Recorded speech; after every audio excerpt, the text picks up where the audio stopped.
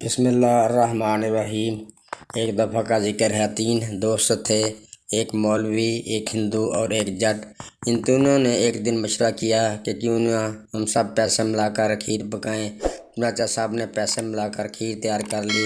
جب کھیر تیار ہوئی تو کھیر کو دیکھ کر مولانا صاحب کے دل میں لالچ آ گیا اور اس نے سوچا کہ کیوں نہ کوئی ایسا منصوبہ تیار کیا جائے جس سے ساری کھیر میں اکیلا ہی ہڑپ کر جاؤں اور ان دونوں کے ہاتھ کچھ نہ آئے۔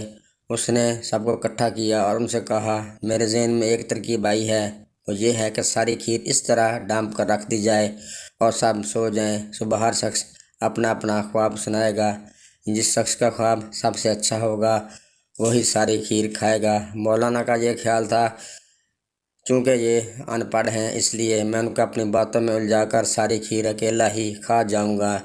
سب اس کی بات پر رضامند ہو گئے اور سو گئے۔ جب آدھی رات کا وقت ہوا تو بھوک نے جٹ کا برا حال کر دیا۔ اس نے بہت سونے کی کوشش کی مگر بھوک کی وجہ سے اسے نیند نہیں آ رہی تھی۔ اس نے سوچا، خواب تو تب ہی آئے گا جب نیند آئے گی، اس سے بہتر ہے تھوڑی سی کھیر کھا لیتا ہوں تاکہ نیند آ سکے۔ وہ چپکے سے اٹھا اور مولانا کی چارپائی کے نیچے سے کھیر کی دیگچی نکالی اور کھیر کھانا شروع کر دی۔ کھیر بہت مزیدار تھی، اس لیے جٹ ساری کھیر ہی کھا گیا اور پھر آرام سے سونے لگا۔ صبح کے وقت مولانا صاحب نے دونوں کو جگایا اور کہا، سب اپنا اپنا خواب سنائیں۔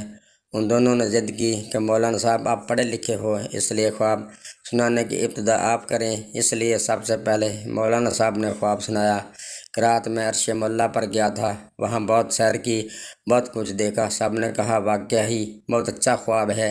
اس کے بعد ہندو نے اپنا خواب سنانا شروع کیا کہ وہ خواب میں دریائے گنگا پر گیا تھا، وہاں وہ کافی دیر تک نہاتا رہا جس سے وہ گناہوں سے بالکل پاک صاف ہو گیا ہے۔ اب ان دونوں نے جٹ سے کہا، تم اپنا خواب سناؤ۔ یہ سن کر جٹ نے رونا شروع کر دیا۔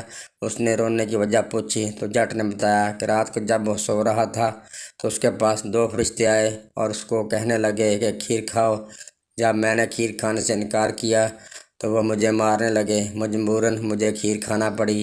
جب آدھی کھیر ختم ہوئی تو میرا پیٹ بھر گیا، اس لیے میں نے مزید کھیر کھانے سے انکار کر دیا، تو پھر وہ مجھے زور زور سے مارنے لگے، اس لیے مجبوراً مجھے ساری کھیر کھانا پڑی۔ یہ بات سن کر مولانا صاحب جٹ سے بولے، رے پاگل، اگر تجھ سے ساری کھیر کھائی نہیں جا رہی تھی تو مجھے جگا لیتا، میں کھا لیتا باقی کھیر۔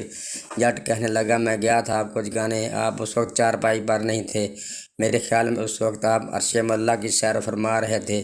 اس کے بعد ہندو کہنے لگا، تو آپ مجھے ہی جگا لیتے۔ جٹ کہنے لگا، میں آپ کو بھی جگانے گیا تھا، آپ کے صرف کپڑے پڑے تھے چارپائی پر، غالباً آپ بھی اس وقت گنگا پر نہانے کے لیے گئے ہوئے تھے۔